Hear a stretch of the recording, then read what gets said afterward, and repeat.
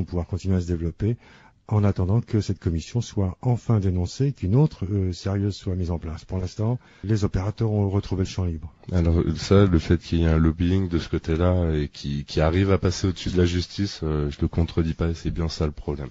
C'est bien ça mon problème justement. Mais quand même que la justice l'ait déclaré une fois et que des gens soient battus, des gens à l'intérieur de cette école, des institutrices, des instituteurs pour leurs enfants, leurs élèves, nos enfants.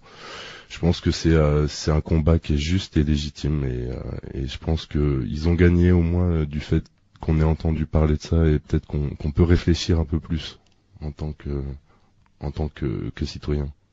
Et tout précisément aujourd'hui au 20h sur la 2, on nous a montré la merveille technologique belge, la carte d'identité à puce. Moins falsifiable que la carte française, la carte belge est comme une carte bancaire avec une puce intégrée. Donc voilà, c'est le monde des puces. On débarque dans ce monde des puces de manière progressive, assez insidieuse, elle s'installe partout. Et je peux vous dire aussi, avant de laisser Axel continuer, que petite nouvelle de début de tournage, en juin 2003, on va retrouver Robin Williams sur les plateaux de cinéma. Hollywood s'intéresse aux implants. Donc un film produit par Hollywood sur les implants. Ça m'étonne pas du tout. Quand on voit un peu la science-fiction, justement, sans faire de pub à tous ces films, malgré qu'ils soient magnifiques, pour la plupart, il y en a un qui m'a un peu marqué quand même, pour ceux qui l'ont vu, Minority Report, en fait. Donc cet acteur célèbre qui, à l'intérieur, justement, en fait, est poursuivi par la police et pour reconnaître un être humain, on analyse tout simplement son iris dans ce film. Et donc c'est un film de Steven Spielberg, hein, donc qui est quand même assez visionnaire de ce côté-là. Tout simplement pour ne pas se faire reconnaître, quelle est la meilleure astuce? Alors c'est qu'il se fait opérer, il enlève ses yeux et il en prend d'autres. Voilà à quoi on arrive avec ce genre de technologie qui rentre de plus en plus près de nous, en nous, et comment la falsifier dans ces cas-là? En allant à de grands extrêmes aussi. On falsifie plus des planches à billets avec de l'encre et du bon papier comme Al Capone, mais maintenant, où va-t-on arriver par rapport aux limites, hein, c'est sûr.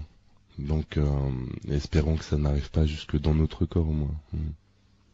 Alors, tu te lances dans ton exposé avec l'histoire de la micropuce? Oui. C'est là où on va prendre plein de choses. Disons que on a l'impression qu'on est en train de parler de science-fiction, justement. Là, on parlait de science-fiction juste avant, mais on voit qu'en réalité, tout ce dont on est en train de parler est déjà appliqué. Pour déjà ce qui est déclaré et officiel, en fait, on sait qu'en Australie, les personnes qui passent par le service militaire et qui deviennent militaires sont automatiquement implantées, en fait. Sont automatiquement implantés pour le repérage, tout simplement, repérage des troupes sur le terrain, etc. Et puis avoir des nouvelles et puis savoir si son cœur bat encore, tout simplement. On sait aussi que toujours en Australie, et c'est là où ça va loin, ça va même jusque dans des sociétés, c'est-à-dire que apparemment pratiquement toutes les banques de ce pays et leurs employés sont fichés, pucés en fait, tout simplement. Donc on est en train de voir que c'est plus uniquement à l'animal qu'on est en train de faire des tests, mais on est en train de faire des tests sur des êtres humains. Alors, bien entendu, je pense que ça viendra à l'esprit de tous dans un pays. Quelle est la manière de faire des tests à plus grande échelle sur des êtres humains? C'est sans doute sur les militaires, en fait. Hein. Peut-être ceux qui vont le moins facilement dire non, en fait. Hein. Aux États-Unis aussi, les militaires, apparemment, pendant la guerre du Golfe, ont été implantés pour des tests. Hein, en 91, la première guerre du Golfe, hein, toujours à des fins de repérage sur des sites de combat. Donc là, on va se dire, ok, très bien, ce sont des personnes qui ont fait un choix, qui ont fait le choix d'être militaires et fait le choix d'appartenir et de servir la nation. Mais on voit qu'en Nouvelle-Zélande, dès la naissance, en automne 1996, 15 000 bébés ont été implantés, déjà à la naissance. Et on va dire que c'est à des fins d'identification. Ok, on va dire aussi sans doute que les parents étaient d'accord et que c'est aux parents d'assumer tout ça, mais je pense que là on atteint des limites. Est-ce qu'un enfant, est-ce que vous, à votre naissance, vous auriez eu un choix peut-être et été d'accord pour vous faire implanter et être repéré comme cela? je vois qu'on dépasse déjà des limites en fait. Et il suffirait de, je sais pas, on va dire de faire passer une espèce de psychose assez simple par les médias, par d'autres sources, même une psychose économique, tout simplement faire un crash boursier et puis nous dire que plus aucune monnaie n'est sûre. Déjà, on voit que maintenant dans le monde, on n'a que quelques monnaies qui sont fortes. Alors pourquoi plus qu'une seule? Un nouvel ordre de monnaie mondiale, de monnaie unique mondiale. Ça va déjà beaucoup trop loin en fait, hein. Et là, on y est presque. On y est presque. Et on peut faire le saut, on peut franchir le pas en un instant en faisant une norme de puce mondiale pour l'abolition totale des monnaies. Voilà, tout à fait, exactement. Qui serait une monnaie unique mondiale, un passeport unique mondial, un contrôle unique et mondial en fait. Hein. Bon, il resterait aussi le problème du PAL, CCAM, NTSC en télé. Certains auront des puces aux normes, ceci, cela, et d'autres encore rebelles, tentant d'avoir la norme incompatible jusqu'à la fusion, la norme universelle. Ouais, je vois. C'est vrai que là je sais pas, après, là pour l'instant on est en train juste de tirer la sonnette d'alarme avant que ça arrive à cette grande échelle. Le problème c'est quand on va voir la manière qu'ils auront eu, sans doute intelligente, de vouloir nous l'imposer, je pense que il va falloir prendre du courage et puis affronter les choses parce que ça, si ça arrive, ça va arriver à une échelle tellement importante qu'il va falloir dire non à une échelle aussi importante. Oui, je suis d'accord avec toi. Avec la sonnette d'alarme, je pense qu'on contribue à la tirer en ce moment, comme des rédacteurs d'articles ou des responsables de médias ou des personnes qui ont le temps de réfléchir et qui s'expriment un peu partout. Bien sûr, peut-être pas assez souvent et sont-ils pas assez nombreux qu'on pourrait le souhaiter. Mais on verra un peu plus tard dans la nuit avec l'interview du patron de Upline Digital Solutions, la puce Veritip.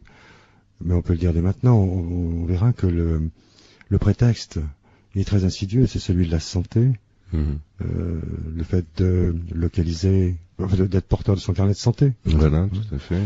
Et puis les personnes à risque aussi, médicalement à risque. Bien sûr. On peut dire aussi, on voit ça avec les bracelets, les prisonniers. On voit que c'est en Angleterre que notre ministre, ce gentil ministre, commence déjà à y penser pour nos prisonniers. Plus de prisons, plus de prisonniers, plus de bracelets, c'est magnifique. Je pense qu'on va régler les choses comme ça. Mais la santé et la sécurité. Voilà. Et on voit que ce sont des mots surveillance, sécurité.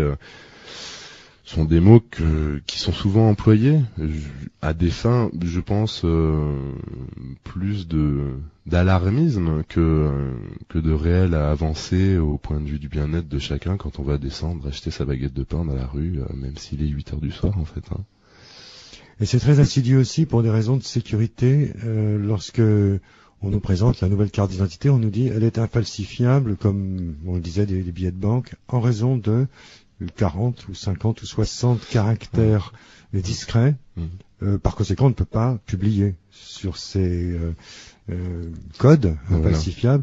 Donc, on ne vous dit pas ce que contient, par exemple, votre carte d'identité. C'est le recel. Exactement, c'est secret défense. Voilà. Alors, parce que c'est secret défense, ça autorise à y placer n'importe quoi. Et n'importe où. On peut voir ça avec le témoignage de Mark Cohen.